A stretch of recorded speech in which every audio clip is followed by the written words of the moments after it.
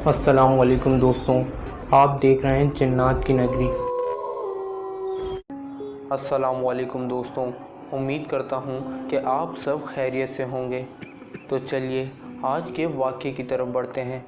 آج کا واقعہ ہمیں ہمارے ریگولر لسنر عمیر بلوچ نے بھیجا ہے۔ عمیر بتاتے ہیں کہ میں کراچی بلدیہ کا رہائشی ہوں اور میں اگربتی کی کمپنی میں جاب کرتا ہوں اور اکثر میری نائٹ ڈیوٹی ہوتی ہے۔ ایک دن رات کے 2 بجے میں کمپنی کے واش روم میں تھا کہ اتنے میں اچانک سے کوئی زور سے واش روم کا دروازہ بجانے لگا اور آواز دینے لگا اور کہنے لگا جلدی کرو بھائی، اور میرے نام سے مجھے پکارنے لگا۔ میں نے فوراً ہی واش روم کا دروازہ کھولا تو وہاں بالکل سناٹا تھا اور وہاں کوئی بھی موجود نہ تھا۔ یہ دیکھ کر میں حیران اور پریشان ہو گیا کہ میرا دوست راشد جو مجھے بلا رہا تھا اور دروازہ بجا رہا تھا اچانک کہاں غائب ہو گیا۔ میں فوراً ہی اسی پریشانی میں ڈپارٹمنٹ میں چلا گیا تو میں نے دیکھا کہ راشد تو بیٹھ کر کھانا کھا رہا تھا۔ میں نے کہا کہ تم ابھی تو پریشانی میں مجھے واش روم میں سے بلا رہے تھے اور زور سے دروازہ بجا رہے تھے، اب سکون سے یہاں بیٹھ کر کھانا کھا رہے ہو؟ تو راشد نے کہا کہ بھائی میں تو کب سے یہیں پر بیٹھا ہوا ہوں، میں تو اس سائٹ پر آیا ہی نہیں۔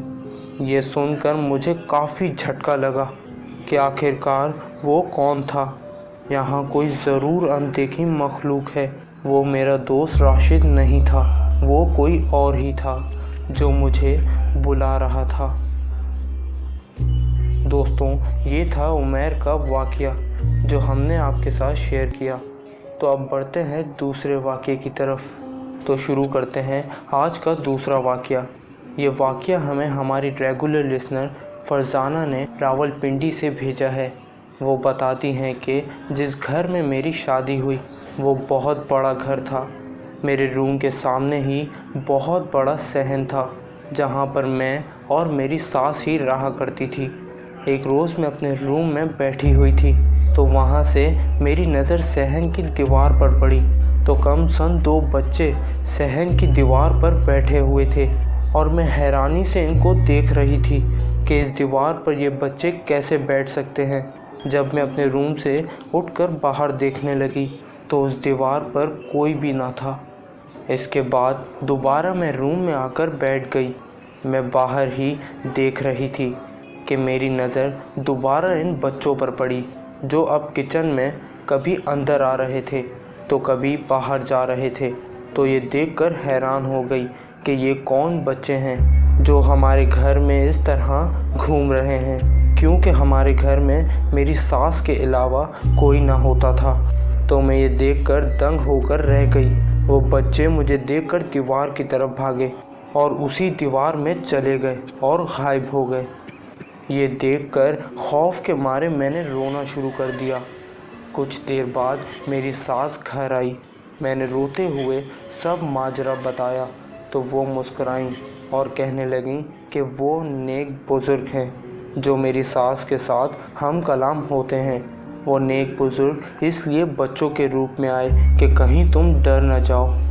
پھر میری ساس نے کہا کہ گھبرانے کی کوئی بات نہیں، وہ ہمیں کوئی نقصان نہیں پہنچائیں گے۔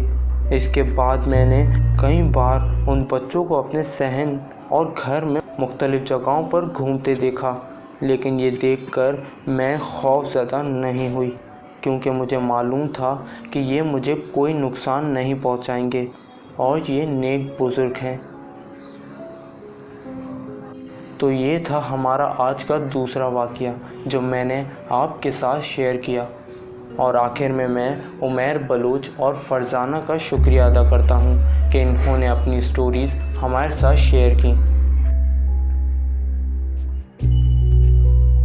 اگر آپ چینل پر نئے ہیں تو ہمارے چینل کو سبسکرائب کر دیں اور بیل آئیکن کو ضرور پریس کریں تاکہ اسی طرح کی خوفناک ویڈیوز آپ کو ملتی رہیں۔ اللہ حافظ۔